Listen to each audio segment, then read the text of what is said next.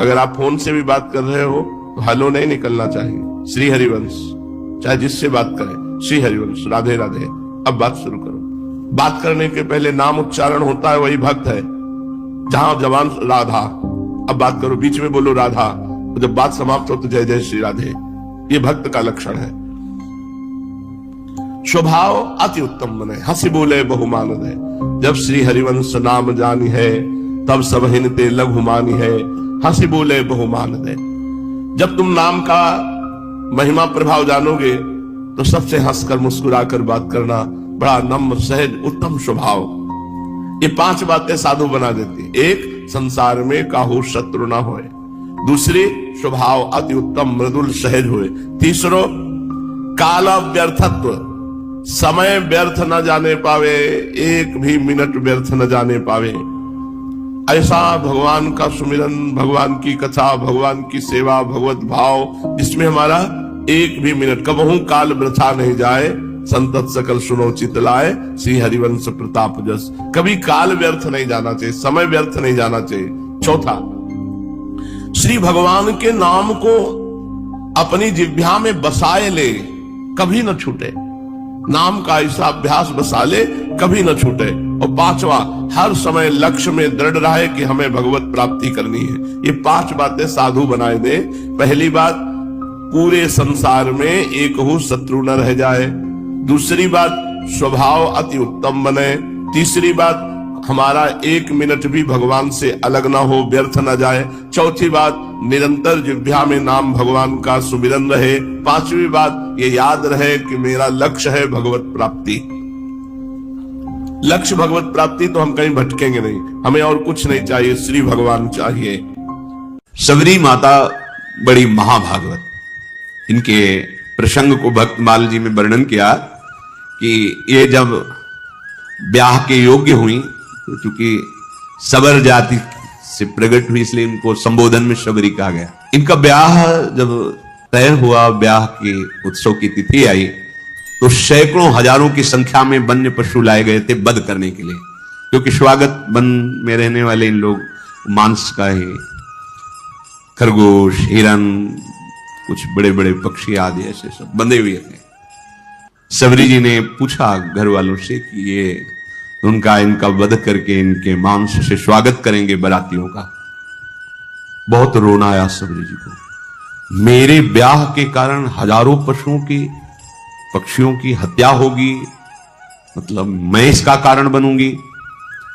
शाम हुई, जब रात्रि हुई, तो उन सब पशुओं को मुक्त कर दिया दुलार कर, जाओ, जीवन में मैं कभी ब्याह ही नहीं करूंगी। अगर मेरे ब्याह के समय इतने पशुओं की हत्या होगी, पक्षियों की, मैं जीवन में कभी ब्याह नहीं करूंगी। सब पशु पक्षियों को छोड़ दिया। जे ही उन पशु पक्षियों के बंधन काट रही थी वो रस्सियां, वो ऐसी कृपा दृष्टि से देख रहे थे मानो वो कह रहे थे, तुम मेरा बंधन काट दिया तो जाओ, मैं तुम्हारा बंधन मुक्त करने के लिए भगवान से प्रार्थना करता हूं कि अब तुम्हें कोई कर्म बंधन, जन्म मृत्यु का बंधन न प्राप्त हो। तुमने हमारी रक्षा की, भगवान तुम्हारी सदा रक्षा करें, तुम्हारे कर्म बंधन कट जाएं, क्योंकि हमारे बंधन काट दिए। सबरी जी के हृदय में पशु पक्षियों को छोड़ने के बाद एक वैराग्य हुआ कि अगर मैं घर में रहूंगी तो फिर ब्याह की व्यवस्था यही सब करेंगे, भाग चलूं। रात्रि में ही भाग पड़ी। सबरी का महान पुण्य उदय हो गया, भाग निकली। बड़ा भाग्यशाली वही है जो संसार से भाग पड़े भगवान की तरफ। सबरी जी विचार किया, किसी भी गांव में जाएंगी तो पकड़ी जाएंगी और ये लीला फिर होगी, इसलिए वन में चलती हैं। और एकांत वन में रहने का अभ्यास था ही। सबरी जी भागकर इसी वन में आई। अब यहां विचार किया कि वन में भगवान की अगर भजन वृत्ति प्राप्त करनी है तो संतों की कृपा होनी चाहिए। और एक तो स्त्री शरीर, फिर जंगली वास रहा है, सबर कुल में जन्म हुआ है, भला मुझ भीलनी को कौन स्वीकार करेगा। और बिना संत सेवा के भगवंत कृपा होती नहीं, तो छुप के संत सेवा करें, ये महामहिम बात। वो हृदय में दैन्यता थी कि मैं अधम शरीर है, कोई संत सेवा स्वीकार करेगा नहीं, और सेवा किए बिना भगवत कृपा मिलती नहीं है। इसलिए वो रात के आखिरी पहर में उठते और देखा कि सेवा के लिए जब ऋषि हवन करते हैं तो उनको लकड़ियों की आवश्यकता होती है, रसोई अमनिया करते हैं तो लकड़ियों की। तो दिन में लकड़ियां चुपचाप जंगल से मिलती और रात में छोटे छोटे गट्ठर करके ऋषियों के आश्रम में रख आती, और जहां से ऋषि सरोवर में आकर स्नान करते वो मार्ग सोहनी लगा देती, कंकड़ कांटे आदि बीन कर अलग कर देती। अब सब ऋषियों को लगा कोई संतों को सुख देने वाला कौन है जो ऐसी सेवा करता है। प्रातः काल सरोवर में आने जाने वाले को एकदम स्वच्छ मार्ग, एकदम कौन है ऐसा करता है। सब ऋषि प्रातः काल जब स्नान करने जाते तो सोचते, पर वो तो रात्रि में सेवा करके चली जाती एकांत में, ये कौन ऐसा है जो बड़ा भारी सुख प्रदान कर रहा है। देखो भगवान की कृपा से सेवा में रुचि होती है। सबरी जी ऐसे संत सेवा करने लगी। अब मन में उनके बहुत दैन्यता थी कि अगर किसी की दृष्टि पड़ गई तब तो उनको बड़ा दुख होगा कि अधम और ऐसा उसके हाथ की लकड़ी बीनी हुई है। बहुत उनके हृदय में ये बड़ी कृपा, ये जो अहंकार भरा होता है, मैं अमुक श्रेष्ठ कुल का, मैं ये मैं भगवान को पसंद नहीं है। मतंग जी ने विचार किया कि ये कौन है जो आकर के हमारे चोरी कर रहा है। चोरी का तात्पर्य होता है भजन चुराना। ये आप साधारण न समझे, जैसे संत सेवा आप 2 फूल भी ऐसे डाले ना, ये फ्री नहीं, इसका हिसाब होता है। आप ऐसे किए ना, इसका भी हिसाब है, बहुत हिसाब है। किसके लिए कर रहे हो, किस निमित्त से कर रहे हो, वो सर्वदर्शी प्रभु देख रहा है। मतंग जी बड़े असंग महात्मा थे, पर बहुत ही हृदय में भगवान के प्रति प्रेम था। अन्य महात्माजन भी विराजमान थे, पर तप, व्रति, नियम, संयम, मतंग जी के हृदय में भगवत प्रेम का विशेष प्रभाव था। मतंग ऋषि जी के मन में एक दिन बहुत दृढ़ निश्चय हुआ, ये कौन चोर है जो सेवा करके भी छुप जाता है और हम सब ऋषियों का भजन आनंद। क्योंकि कोई भी सेवा करता है वो तुम्हारे भजन को लेता है, फिर ही नहीं है, बात समझना। ऐसा ना समझो कि आप जो पहन रहे, खा रहे, पी रहे, देख रहे, सुन रहे, सारा हिसाब है, इसलिए विरक्त को रात दिन भजन करना है। हम जिसकी रोटी खाते हैं उसको भी भजन देते हैं, जो प्रणाम करता है उसको भी भजन देना है। और वैसे ही सबका सर्व मंगल करने का स्वरूप होता है संत महापुरुषों का। मतंग ऋषि बड़े ही मतंग थे प्रभु के अनुराग में, परम विरक्त, भक्ति रसानंद से परिपूर्ण। रोज अपने आश्रम में देखते कि दोना में फूल रखा हुआ है, लकड़ी, सेवा के लिए मार्ग पूरा साफ। ये कौन है रोज सेवा कर रहा है। अपने शिष्यों से कहा, सुनो रात भर जगो, रोज सेवा पहुंचाता कौन है ऐसा जो चुपके से सेवा कर रहा है, एक बार दर्शन करना चाहते हैं। सब शिष्य रात में जगह, अलग अलग जगह छुप करके खड़े हो गए। धीरे धीरे सबरी जी आई, दोने में कैसे पुष्प रखकर लकड़ी जे ही, तो कौन है। सबरी जी तो एकदम मानो सूख गई कि अब तो जान गए, अब सेवा छूट जाएगी। देखो किस बात का दुख है, अब सेवा छूट जाएगी, अब कोई भी ऋषि हमारी सेवा स्वीकार नहीं करेगा। एक तो स्त्री शरीर, दूसरा सबरपुर में जन्म, ये सब महान ब्रह्म ऋषि हैं, ये सब हमें हटा देंगे, मेरी सेवा छूट। बहुत विकल होकर शांत खड़ी हो गई। मतंग जी जब आए तो देखकर आंसू निकल पड़े। खान पान की कोई व्यवस्था नहीं, झाड़ियों में छुप के रहती संत सेवा, आंसू निकल पड़े। सबरी जी की कैसी सेवा, जान गए तो सकुच गई कि शायद अब सेवा छूट जाए। आंसू की धारा बहने लगी और कहा, बेटा ऐसे सेवा करती हो, कहां रहती हो। उन्होंने कहा, प्रभु झाड़ियों में छुप के रहती है। पूरी कथा बताई भाग। अच्छा अब तुम निश्चिंत हो जाओ। सबरी जी से कहा, अब तुम निश्चिंत हो जाओ, तुम्हें अब कोई चिंता नहीं करनी चाहिए। भगवत भक्ति का प्रभाव ऐसा है कि वो न जाति देखती है न शरीर देखती है। तुम स्त्री शरीर हो कि पुरुष शरीर हो, किस जाति को, किस कुल के हो, ये भक्ति महारानी जिसके हृदय में आ जाती है, भगवान उसके अधीन हो जाते हैं। सबरी जी को मतंग ऋषि ने ऐसे वचन के द्वारा साहस बना और शिष्यों से कहा कि तुम जानते हो ये कितनी पवित्र है। ओहो बहुत बड़ी बात। भक्ति को प्रताप ऋषि जानत निपटनी के केऊ कोटि विप्रताई, यहाँ पे वार डालिए। मतंग जी ने कहा कि आज के बाद तुम्हें छुप के रहने की जरूरत नहीं, आश्रम में ही एक पर्णकुटी सबरी, इसमें तुम विराजमान हो। और कहा कि आज तुम्हें हम मंत्र दीक्षा और नाम दीक्षा दोनों प्रदान करेंगे। मांगा नहीं, सच्चे शिष्य को मांगने की जरूरत नहीं होती, अपने आप गुरु विधान कर देते हैं।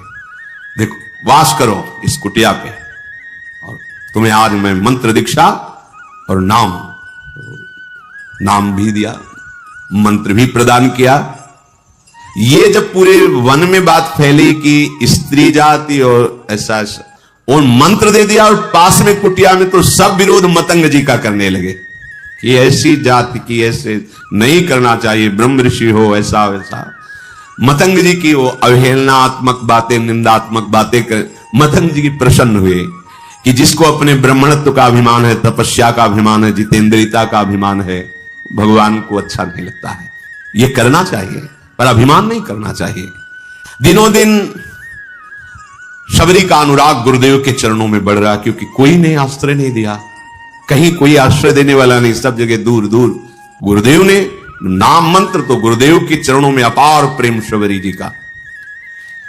एक दिन आकाशवाणी हुई मतंग जी के लिए कि आपने जो शबरी को स्वीकार किया, इससे भगवान बहुत प्रसन्न हुए हैं। भगवान की प्रसन्नता का हेतु है कि अभी विमान आने वाला है और आप सीधे भगवान के धाम को जाएंगे। उसी समय विमान उतरा, मतंग ऋषि भगवान के धाम जाने को उत्सुक है, भगवान का साक्षात्कार होगा, भगवान के समीप रहने को मिलेगा। शबरी जी रो पड़ी, गुरुदेव आपकी सिवा तो इस वन में कोई मुझे नहीं चाहता, अगर आप चले गए तो भगवान हमारे तो प्राण ही चले गए। तो जो गुरुदेव ने बात कही बहुत जोर, गुरुदेव ने कहा आज तक मैंने तपस्या और मंत्र जाप, संयम नियम साधना, उन सब के प्रभाव से भगवान के धाम की प्राप्ति का अवसर आया, लेकिन वो स्वयं धामी चलकर तुम्हारे यहां आएगा और तुम्हें दर्शन देगा। तुम चिंता मत करो बेटा, हम तो जा रहे हैं चलकर भगवान के धाम, लेकिन स्वयं धामी आएगा और यहां तुम्हें दर्शन देगा, निश्चिंत होकर के रहो। गुरुजी विमान पर बैठकर परम धाम गए, पर गुरु का वियोग असहनीय। कोई बड़े भाग्यशाली होते हैं जिनको संत या गुरुदेव से प्रेम होता है। कौन प्रेम करता है? कोई गुरु प्रेमी बिरला ही कोई होता है, बिरला ही। ऐसा गुरुदेव का वियोग कि अब जिया नहीं जा रहा। पर शबरी प्राण इसलिए नहीं त्याग रही कि गुरुदेव ने कहा है भगवान स्वयं आएंगे और दर्शन देंगे, बस इस आशा से जीवन रख रही। अब इतनी शिथिलता थी कि जो नित्य सेवा वो छोड़ नहीं सकते थे। वियोग में शिथिलता के कारण जब ऋषि स्नान करने जा रहे थे, उसी समय वो सोहनी लगा रही थी। तो जो ऋषि स्नान करने जा रहे थे, कोई सोहनी से छिटक कर कंकड़ उनके चरणों में छू गया होगा, बहुत डांट। वैसे ही गुरु वियोग से दुखी थी। और ये बहुत बड़ा अपराध है, ये लोग जानते रहे जो अहंकार में होते हैं, मैं तपस्वी हूं, मैं इस कुल का हूं, मैं उस कुल का। अरे सब मायाकृत है। सच्चिदानंद प्रभु की भक्ति जो कर रहा है उसकी चरण रज लो, चरणामृत लो। भगवान के अनुरागी जनों के प्रति ऐसा अनुराग, ऐसी भक्ति, ये बहुत धोखा हो जाता है, बहुत धोखा हो जाता है। ये ऐसा भारी अपराध है कि सिर्फ भक्त से ही क्षमा हो सकता है, भगवान भी क्षमा नहीं कर सकते। अब वो पुनः स्नान करने जे भी गए तो उसमें कीड़े पड़ गए सरोवर के जल में। शबरी जी को इतना धिक्कारा, तुझे दिखाई नहीं दे रहा, मैं आ रहा हूं, मुझे तेरे झाड़ू से कंकड़ छू गया। शबरी जी तो भाग पड़ी, एकांत में जाकर रोने लगी। वैसे ही गुरु वियोग से दुखी थी, इसीलिए विलंब हो गया था, नहीं तो रात में ही वो सोने लगाती थी। शबरी जी के हृदय को भारी दुख कि जो हमें वचनों के द्वारा समझाते थे, जो हमें चरणों का आश्रय, वो तो अंतर ध्यान। अब यही है, ये महात्माओं को दुख पहुंचा, क्या करूं, गुरु ने आज्ञा की, नहीं तो अभी शरीर को छोड़ देती। वो ये दुख भारी अपराध हो गया। उनको क्या कहा, अभागी, और रुधिरवत रक्तवत हो गया जल, और कीड़े, दुर्गंध आने लगी जल से तत्काल। तो उन्होंने मन में सोचा कि शबरी के कंकण स्पर्श का प्रभाव देखो कितना, तो उसका प्रभाव कि जल भी अपवित्र हो गया। जब बुद्धि उल्टी होती ना तो उल्टा ही चिंतन होता है। हृदय में शबरी जी गुरुदेव प्रदत्त नाम का मंत्र का जप कर रहे हैं। रोज तड़के उठकर मार्ग बुहारना और रोज पुष्प की पंखुड़ियां ऐसे पावड़े बिछाना, सुंदर निर्मल जल भर के रखना और सुंदर फल रखना कि गुरुदेव ने कहा भगवान आएंगे, पक्का भगवान आएंगे। रात दिन गुरुदेव प्रदत्त नाम मंत्र का चिंतन। गुरुदेव ने कहा है भगवान आएंगे, इसका दृढ़ विश्वास अब क्या भगवान के स्वागत में, तो जंगल में यही है फल। तो सुंदर सुंदर बेर के जो वृक्ष थे उनसे ऐसे बेर लेती, पहले चखती, चखने के बाद वहां मीठे है तो उस बेर, तो झूठे तो हो ही गए ना। चखने के बाद हाथ थोड़ी प्रक्षालन, जंगल है ये थोड़ी क्या कहा कि हाथ में कमंडल धोना। ऐसा नहीं कि खा खा के बेर रखती थी, उस वृक्ष के मीठे हैं कि मेरे प्रभु को खट्टे ना लगे, तो ऐसे देखा हाँ मीठे, फेंक दिए और नए फल लेकर के उनको ऐसे रखते। इसीलिए कहा गया है कि जूठे बेर। वैसे भी शास्त्रीय पद्धति में सबसे पहले भगवान को भोग लगा, और प्रेम पद्धति में सबसे पहले अपने को पाना है। आप पहले पालिए तो भोग लगाने लायक नहीं, लेकिन ये प्रेम है, उल्टा मार्ग है यहां। ये ज्ञान हमें नहीं था। ऐसा हो ही नहीं सकता कि प्रभु के लिए थाल सजा रहे पहले उससे ले, ऐसा कैसे? कोई पूछता तो उत्तर नहीं। ये तो इसी प्रेम नगरी का एक है, जिसके भी हृदय में जहां भी प्रेम, ये प्रेम का प्रभाव और स्वभाव है। मानसी गंगा में दंडोती परिक्रमा जब गुरुदेव के साथ लग रही थी गिरिराज महाराज की, तो मानसी गंगा में तो वहां एक सहतूत बेच रहा था, सहतूत में से तो श्री जी को भोग लगाने के लिए प्रक्षालन किया, बीन बीन के सही रखे। महाराज जी ने कहा थोड़े लो और पाओ, बताओ कैसे। हमको महाराज जी पहले श्री जी को भोग। बोले हमारे यहां पहले श्री जी नहीं, पहले तुम पाके बताओ कैसे, खट्टे अधिक खट्टे तो नहीं। और देख लो महाराज। बोले जब हम कह रहे थे तो पावला, हिम्मत नहीं पड़ रही थी श्री जी के पवा के बिना के पाया। कहा मीठे। बोले जाओ हाथ धो, आचमन करो, अब भोग लगाओ। उस दिन से समझ में आया कि हमारी लाडली जी को पहले हम चखेंगे फिर भोग लगाएंगे कि वो ठीक है कि नहीं है। तो शबरी जी भी ऐसे, ये बेर पेड़ का कहीं खट्टा तो नहीं है, बाकट तो नहीं है, तो उससे पहले चखती और फिर वो बेर दोने में लेके फिर प्रभु के रोज, और रोज बस पावड़े बिछाए, फल रखे और बैठ गए। सुबह से शाम प्रभु आएंगे। गुरुदेव ने कहा प्रभु बहुत दिन बीत गए पर अश्रद्धा नहीं हुई गुरु वाक्य पे। नहीं, गुरुदेव ने कहा प्रभु आएंगे। मार्ग में जाए रहे लोचन बिछाए को, नेत्र लगाए। गुरुदेव ने कहा है भगवान ऐसे ही बहुत दिन बीते मग जोहत, तो आ गए औचक सो मिटे सब सो गए। दूर से देखो भगवान आ रहे हैं, छुप गई। अभी तक तो इंतजार कर रही थी, जब देखा भगवान आ रहे हैं तो छुप गई। मैं नीच अधम उनके सामने कैसे जाऊंगी, कैसे उनकी सेवा करूंगी। जो ऋषि कुछ दैन्य थे जिनको सबरी जी की भक्ति प्रिय लगती थी, उनसे भगवान पूछ लिए कि सबरी माता का आश्रम कहां है, कहां है सबरी माता। इतना पूछ के निहाल कर दिया, गए किसी के आश्रम नहीं। और जिनको अहंकार था तो वो सोच रहे थे, सुना तो था ही भगवान वनवास में आ रहे, तो उनको था कि भगवान आएंगे, हमारी दंडवत करेंगे, फिर आसन में हम उनको बैठाल कर स्तुति संस्कृत से करेंगे। वो बैठे ही रहे घर में। भगवान पूछ लेते सबरी मां किधर है, कहां विराजमान है। वो अपने को निहाल मानते, जिनसे भगवान पूछ लेते कहां है सबरी, किधर है सबरी रहते है। ऋषि प्रभु यही मार्ग है, ये जो पावड़े बिछे सबरी जी ने बिछा, आगे जो मतंग ऋषि का आश्रम वहां सबरी जी विराजते हैं। तो भगवान कहते जैसे सबरी जी के लिए एक पल समय करोड़ों कल्प के समान व्यतीत हो रहा है, ऐसे राम जी के लिए किधर है, मैं अपने कब भर नेत्र सबरी जी के दर्शन करूं। उधर सबरी जी जो सो वही भगवान सो। मतंग ऋषि के आश्रम में आए और जो शिष्य जन खड़े थे, कहां है सबरी जी, कहां भाग्यवान सबरी जी, मेरे नेत्र तरस रहे उनके दर्शन के लिए। सबरी जी ने जब ये वचन सुने तो जो हृदय में संकोच था दूर हुआ, आके साष्टांग दंडवत सबरी जी ने की, प्रणाम करके दौड़ पड़े। रघुनाथ जी ने जैसे माता को हृदय से लगाया जाता है, ऐसे सबरी मां को अपने नेत्रों से अश्रु से सबरी को, हमारे भगवान का स्वभाव जो जान गया, तो भगवान शिव कहते हैं उमा राम स्वभाव जही जाना, ताई भजन तज भावना। करुणा समुद्र है ये, आप खुद भजन करोगे तब आपको पता चले। आपका हृदय जब थोड़ा सा भी प्रभु से अपनापन करेगा तो आप खुद समझ पाओगे प्रभु के सिवा कोई ऐसा प्यार करने वाला त्रिभुवन में नहीं है। भगवान ने सबरी जी का हाथ पकड़कर अपने समीप बैठा। ये प्यार, वो ऋषि कंकड़ छू गया तो कितना कड़ुआ बोल रहे हैं, ए नीच जात, ये ऐसा। भगवान हृदय से लगाकर अश्रुओं से अभिषिक्त करके अपने समीप सबरी जी को बैठा ला। सबरी जी को स्मरण आया कि जो प्रातः ही फल रखे थे प्रभु के लिए, दौड़ के गई, फल लाई।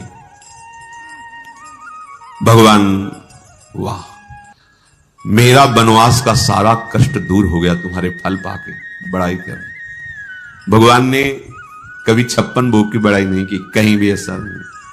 उस बेर को पा पाकर कह रहे कि आज हमारे वनवास का श्रम दूर हो गया। कितने सुंदर स्वादिष्ट अमृतमय फल भगवान बड़ाई कर रहे हैं शबरी के द्वारा दिए, इसीलिए प्रशंसा कर रहे हैं प्रभु शबरी जी की। अब जब ऋषियों ने सुना कि आश्रम आने की तो बात जाने दो, इस गली में भी प्रभु नहीं आए, तब सबको लगा अंदर कि हमें लगता है कोई हम लोगों में तपस्या में त्रुटि हो गई क्या, क्योंकि सब तपस्या का फल तो भगवान है और भगवान आए ही नहीं हमारे घरों में। तो हमें चल के लोचन लाभ तो ले लेना चाहिए, भगवान के चरणों में प्रणाम करना चाहिए। सब ऋषि जो थोड़ा सा अपने में ब्रह्मणत्व, तपस्या, जितेंद्रियता आदि आदि मानते थे, उनको आना पड़ा। वो प्रभु के समीप आए, अब भी बुद्धि काम नहीं कर रही। प्रमाण मिल चुका है कि शबरी जी कितनी पावन है। उनके मन में आता है कि बड़ी समस्या पैदा हो गई है, अगर वो सरोवर का जल भगवान अपने श्री चरणों से स्पर्श कर दे तो निर्मल हो जाएगा और हम लोगों के प्रयोग में आ जाएगा, क्योंकि शबरी की अपवित्रता के कारण वो दूषित हो गया था। वो लोग भगवान को प्रणाम किए और भगवान बैठे हुए तो निवेदन किया। वो सब ऋषि लोग अभिमान त्याग कर भगवान के पास आए और भगवान से कहा कि प्रभु, इस सरोवर का जल जो है नीच जनों के द्वारा छूने से कीड़े पड़ गए, अपवित्र हो गया, तो हम ब्रह्म ऋषियों की सेवा में नहीं है, आप अपने श्री चरण। तो भगवान ने कहा नहीं, हम तो आप ऋषियों के चरण सेवक हैं, आप देखो अपना चरणामृत डाल करके, क्योंकि आप तपस्वी जितेंद्री ब्रह्म ऋषि हैं, हम तो आपके सेवक हैं, आप डाल के देखो। उनको लगा कि एक बार भगवान कह रहे थे, डाले जाके तो और दुर्गंध पैदा हो गई। आए बोले प्रभु ठीक तो हुआ नहीं, तो बोले हमारे चरण से तो ठीक होगा ही नहीं। तो कहा नहीं प्रभु, आपके चरणों का प्रताप तो है ही है, क्योंकि शिला छू गई तो अहिल्या के रूप में प्रकट हो गई, तो पानी तो बोले सही मानो, अगर हम चरण रख देंगे तो और बड़े बड़े कीड़े हो जाएंगे। अगर उसे स्वच्छ करना चाहते हो तो तुम सबरी के चरणामृत उतारो और फिर डालो जाके। अब भगवान का आदेश, बड़े बड़े ब्रह्म ऋषि सब बोले केवल एकमात्र शबरी जी के चरण स्पर्श किए हुए जल से ही वो पवित्र हो सकता है, दूसरा कोई उपाय नहीं, क्योंकि तुम सबसे भयानक अपराध बनाए, स्त्री जान करके, नीच कुल की जान करके उनको तुम धिक्कारा है, तुमको ऐसी भावना से ये अपराध तुम्हारे सारे तप को, सारे प्रभाव को नष्ट कर दिया। अगर तुम कहीं अपने जीवन को कृतकृत्य करना चाहते हो, सरोवर के जल और हृदय को स्वच्छ करना चाहते हो, तो शबरी जी का चरणामृत ही काम करेगा, दूसरा कुछ नहीं।